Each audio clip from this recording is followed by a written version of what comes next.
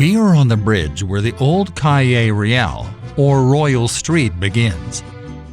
This was the beginning of the town of Coyoacan during the viceregal era.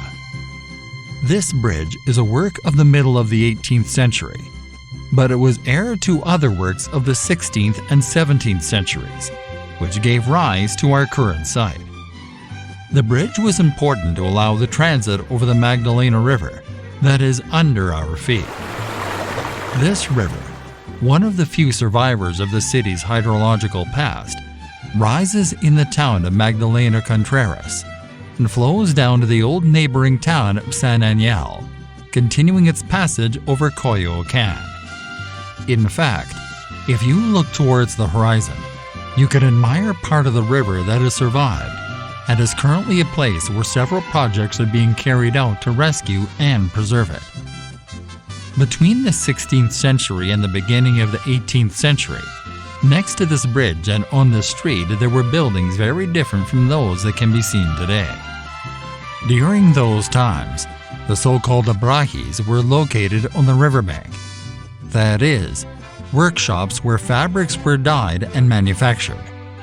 The location was ideal because the strength of the water flow allowed access to the water needed for the vats where the fabrics were dyed.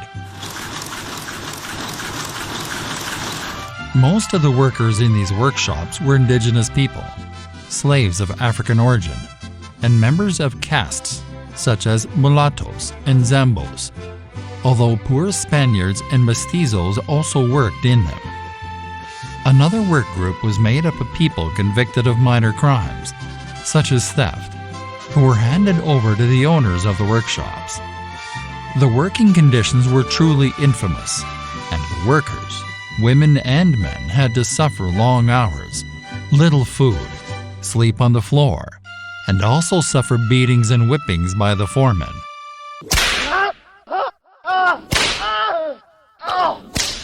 In addition, there was a nauseating and very hot environment where the fabrics were dyed. Complaints from the workers were constant and even reached Viceroy Martin Enriquez de la Almanza, who at the end of the 16th century prohibited the mistreatment. However, the corruption of the authorities did little to counteract the battered lives of the workers. The abrahis of Coyoacan, which belonged to the hacienda of El Altillo, became less and less important throughout the 18th century and disappeared until they became a bad memory that was erased with the passing of time. However, the Magdalena River continued to be used until the decade of the 80s of the last century as a site for fabric factories that were located in the upper part near San Angel and La Magdalena Contreras. There are still neighbors who remember this stretch of the river dyed in different colors, which were nothing more than the chemicals used in the textile industry. Evidently, this use generated a high degree of contamination that has been combated over the last decades.